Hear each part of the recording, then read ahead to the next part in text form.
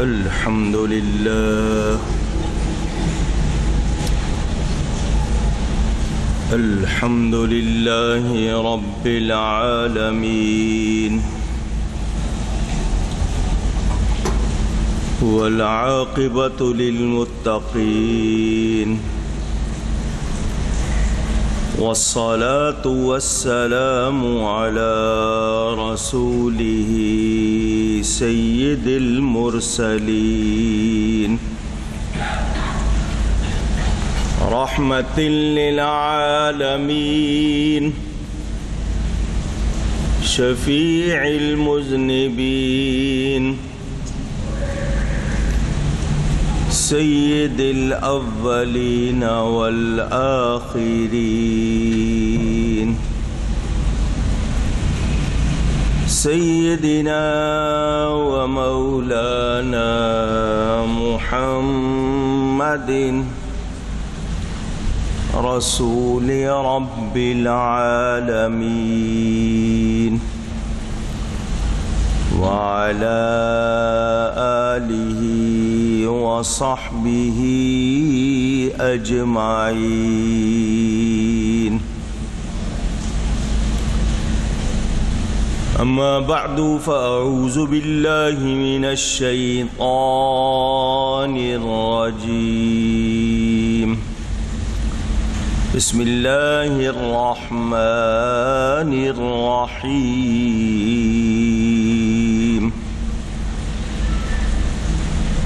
ذلك ومن يعظم شعائر الله فإنها من تقوى القلوب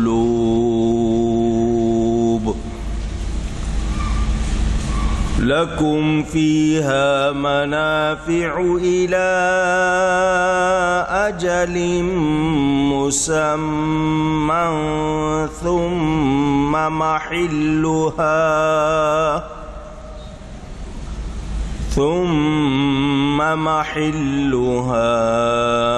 إلى البيت العتيق صدق اللہ العلی العظیم۔ محبت کے ساتھ ایک مرتبہ دروشی پڑھ لیجئے۔ اللہم صلی علی سیدنا و مولانا محمد معدن الجود والکرم وآلہ وصحبہ وبارک وسلم۔ الصلاة والسلام عليك يا رسول الله الصلاة والسلام عليك يا حبيب الله الصلاة والسلام عليك يا رحمة للعالمين وعلى آلك وأصحابك يا شفيع المذنبين۔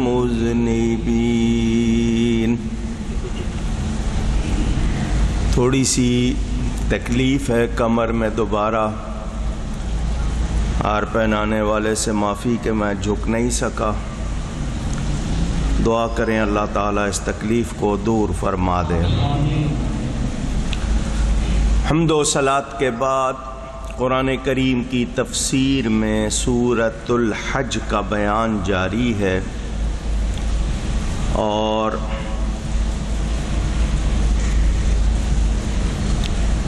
تعظیم اور شعائر اللہ، اس حوالے سے کچھ باتیں گزشتہ جمعے میں بھی کی تھی۔ اللہ فرماتا ہے بات یہ ہے، اور جو اللہ کے نشانوں کی تعظیم کرے تو یہ دلوں کی پرہیزگاری سے ہے۔ ظاہری عبادات، ظاہری جسم کا تقوی ہے، اور دل میں اللہ والوں کی اور ان کے تبرکات کی تعظیم ہونا، یہ دلوں کا تقوی ہے۔ اللہ تعالی جس کو نصیب کرے، یعنی جس کے حصے میں آئے، سب ایسا کرتے نہیں۔ جس جانور یا پتھر کو عظمت والے سے نسبت ہو جائے وہ شعائر اللہ بن جاتا ہے۔ قربانی کے جانوروں کو شعائر اللہ فرمایا گیا۔ قرآن میں صفا اور مروہ کو شعائر اللہ فرمایا گیا، اور تفسیر روح البیان کے مطابق اللہ والوں کی قبریں بھی شعائر اللہ ہیں۔ جن لوگوں کو اللہ سے نسبت ہو جائے، اللہ کے پیاروں سے نسبت ہو جائے، تو وہ بھی اللہ کے نشان بن جاتے ہیں۔ توجہ چاہتا ہوں، آپ نے تعظیم کے حوالے سے میری یہ بات یاد کی ہوگی، میں پھر دوہرا دوں۔ ہر عبادت میں تعظیم ہے، مگر ہر تعظیم عبادت نہیں ہے۔ یہ اگر بات یاد رہے تو پھر کہیں شبہ نہیں ہوگا۔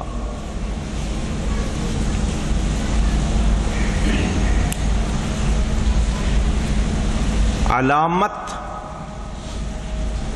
شعائر، شعیرہ عربی میں لفظ ہے، اس کی جمع ہے شعیرہ کی، شعائر نشانی، علامت۔ اشعار بمعنی اعلام یعنی جتلانا، شعور علم کے معنی میں جاننا۔ یہ جو وَالْبُدْنَ جَعَلْنَاهَا لَكُم مِّن شَعَائِرِ اللَّهِ قرآن میں فرمایا گیا، اس لیے کہ ان کا شعار کیا جائے گا۔ قربانی کے جانوروں کو چورانا یا ان کو تکلیف پہنچانا اسی لیے منع ہے۔ ان کی تعظیم کا مطلب یہ کہ ان کے متعلق یہ بات ذہن میں رکھی جائے کہ یہ ہمیں اللہ تعالی سے قریب کریں گے۔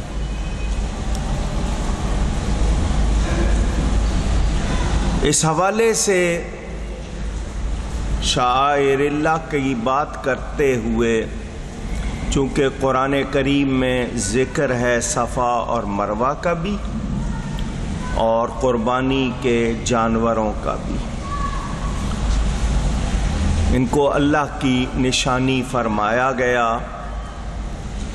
تو قربانی کے جانوروں کے بارے میں کہا گیا کہ اچھا ہونا چاہیے، جس کو آپ خوبصورت کہتے ہیں، اور صحت مند ہونا چاہیے، یعنی لاغر دبلا بہت کمزور نہیں ہونا چاہیے۔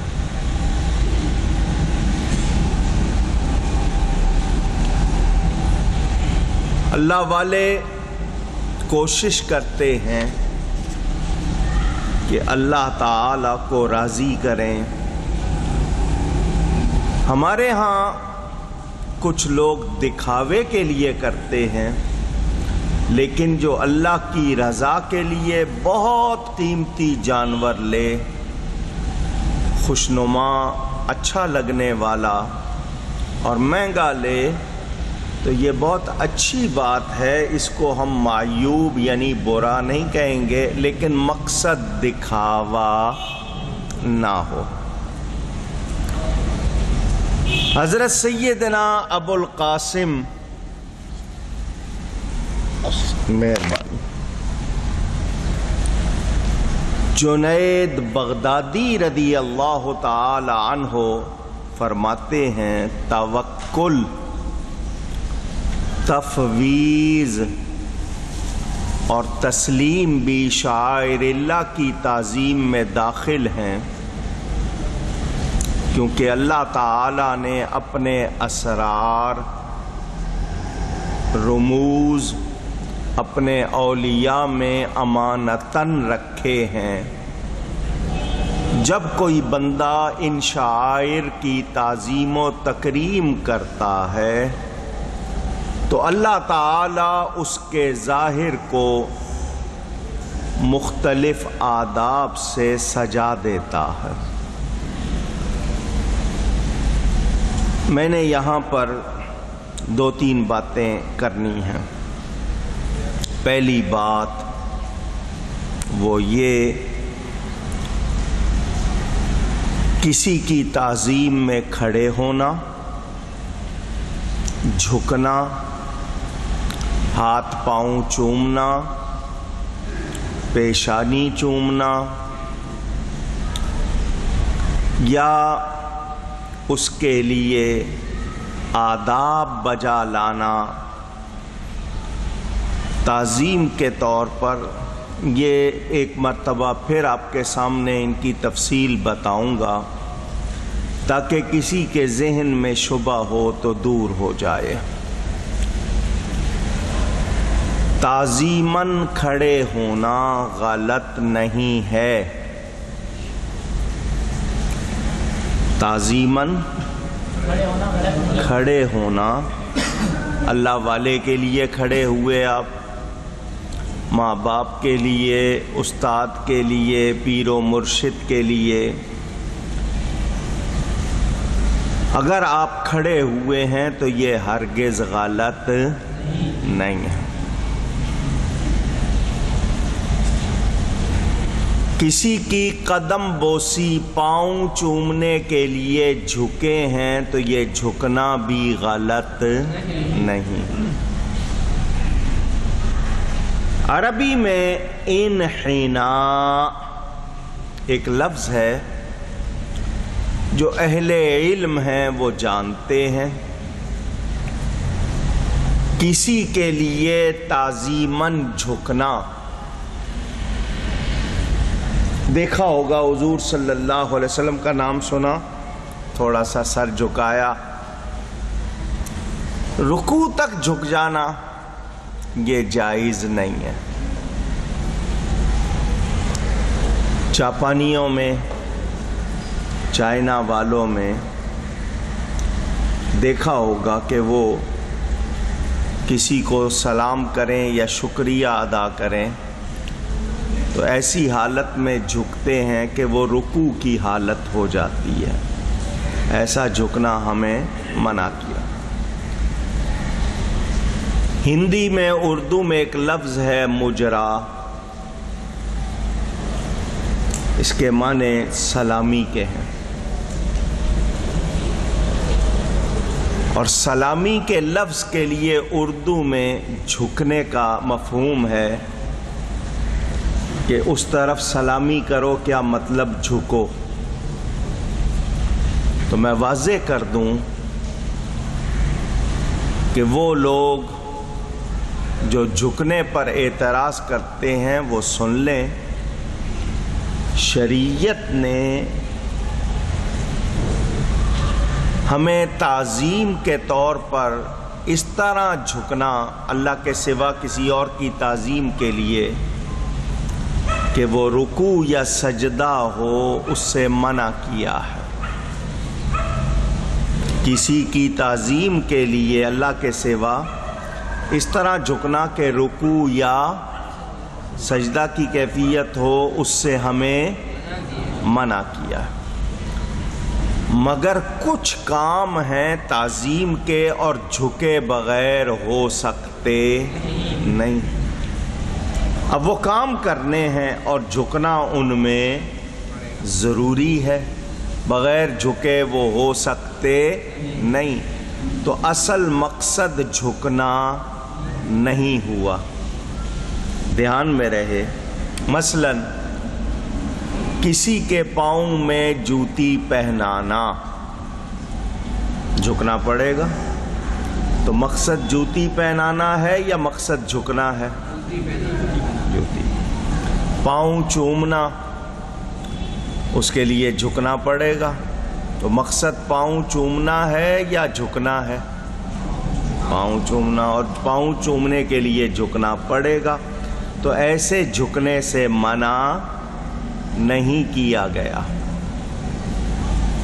ایسے جھکنے سے منع نہیں کیا گیا۔ چنانچہ اس کی روایتیں موجود ہیں۔ صحابہ کرام ہمارے پیارے نبی پاک صلی اللہ علیہ وسلم کے ہاتھ بھی چومتے تھے، پاؤں بھی چومتے تھے۔ اللہ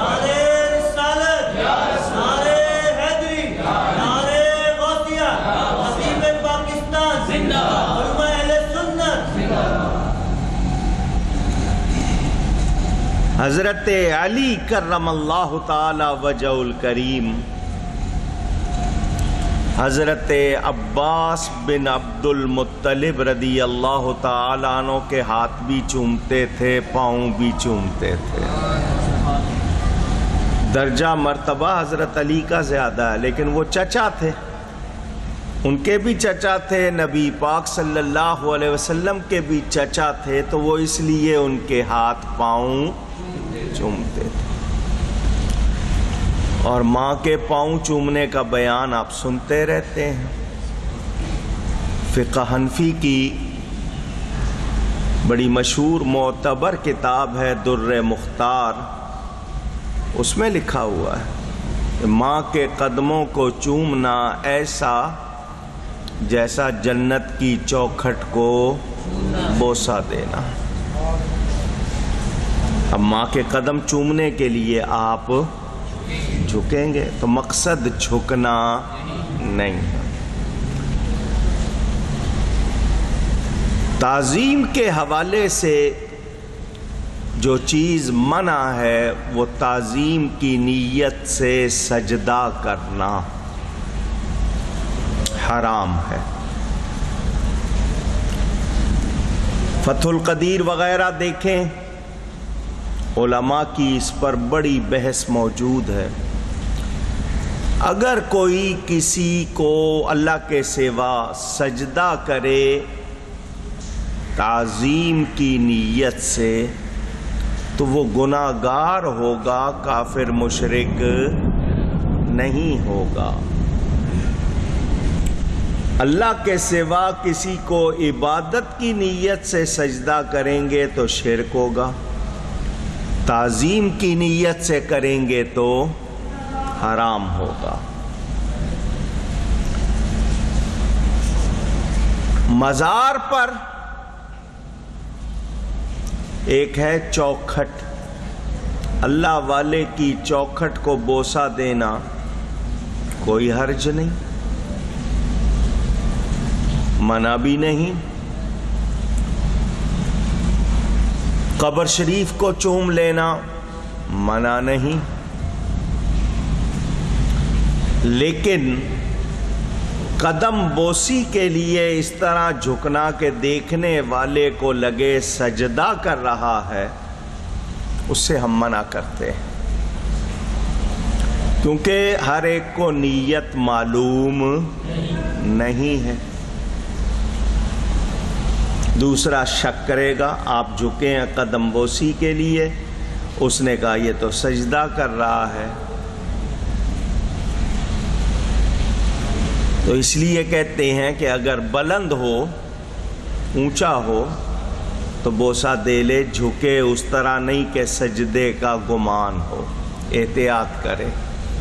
لیکن وہ قدم بوسی کر رہا ہے تو اس کو سجدہ کہا جا سکتا نہیں، کیونکہ اس کی نیت بھی نہیں اور نہ وہ سجدہ کر رہا ہے، وہ صرف قدم چوم رہا ہے۔